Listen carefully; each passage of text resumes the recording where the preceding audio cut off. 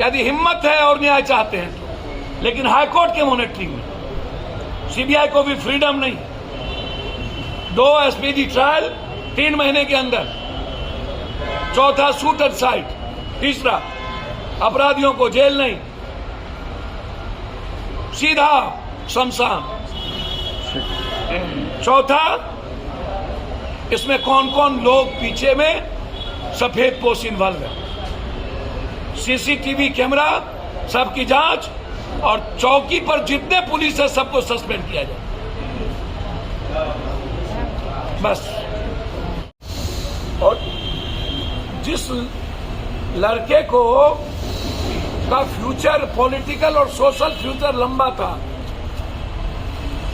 किस किस को डर था और किन किन लोगों ने पर्दे के पीछे रह करके, हो सकता है मुद्दा और दुश्मन कोई एक हो और हाथ बहुत लोगों ने इसमें साफ कर लिया।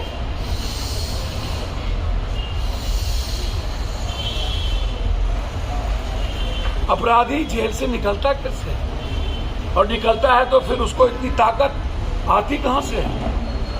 इतनी हिम्मत बिहार में अपराधियों को, माफियाओं को कौन देता है, प्रोटेक्ट कौन करता है? उसका कॉल डिटेल पूरा निकलनी चाहिए, किस किस पॉलिटिशियन से किसकी बात होती है।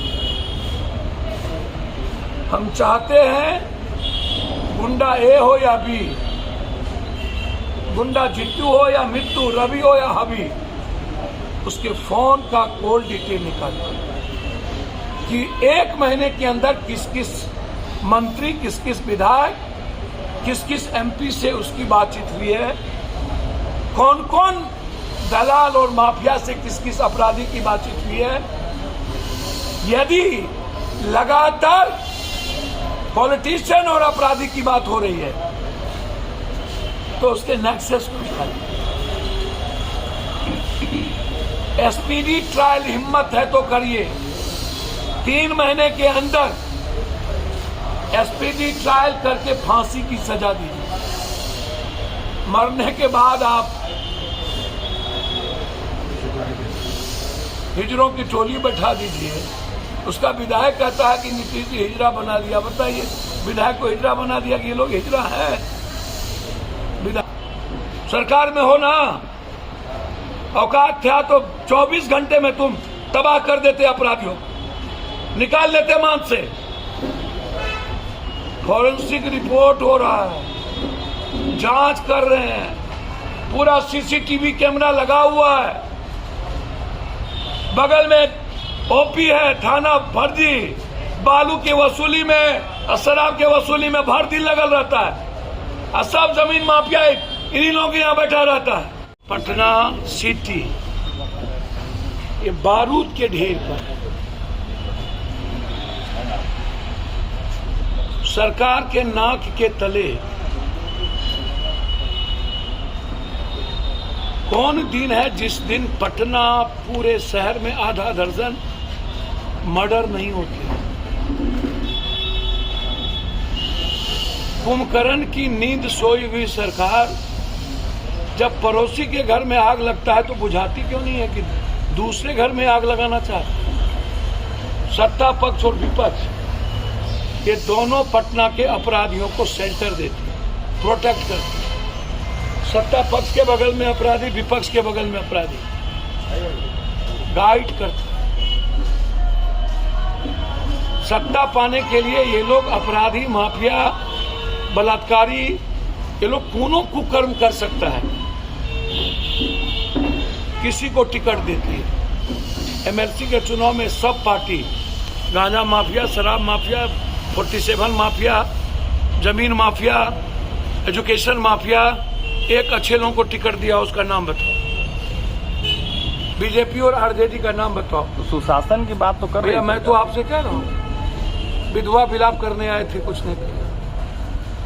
औकात है तो नाम क्यों नहीं लिया और चैलेंज क्यों नहीं करते?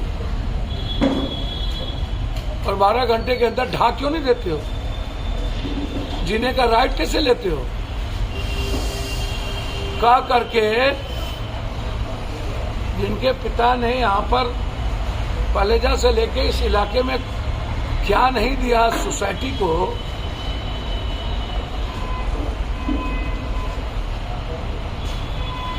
कौन अच्छे लोग राजनीति में और व्यापार करेंगे? अब तो लगभग व्यापारी बिहार से पलायन कर रहा है। यदि सही माने में आप न्याय चाहते हैं ना, और जो लोग यहाँ विधवा विलाप करने आए थे, तो इस केस की जांच सीबीआई से आप करा दीजिए और मॉनिटरिंग हाईकोर्ट जज से करवाइए। जिस दिन इस केस की जांच सीबीआई से हुई और मॉनिटरिंग कोर्ट से हुई, हम नहीं जानते हैं कि जमीन आर्थिक अपराध के चलते दीपक जी को मारा गया या पॉलिटिकल ताकत के चलते। कारण दो ही में कोई एक होगा, या तो जमीन माफिया, जो मैं बार बार कहता हूं कि पूरे बिहार की सरकारी जमीन पर पॉलिटिशियन और माफिया।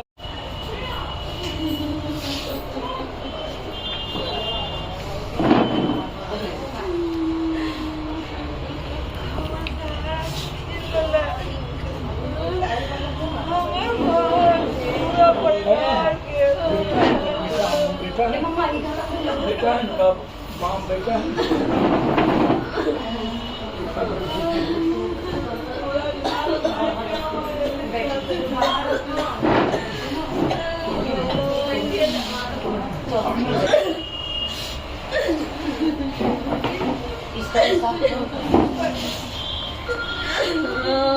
ऐसा कौन करेगा? इसका गुनाहगार कौन है? बता सकते हैं इसका गुनाहगार कौन है? मेरा पूरा पंजाब मेरा मोटा पाया तो मेरा पूरा परिवार की सुरक्षा कहाँ से है?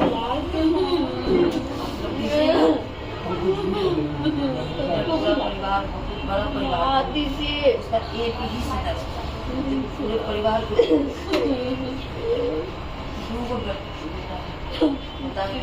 कहाँ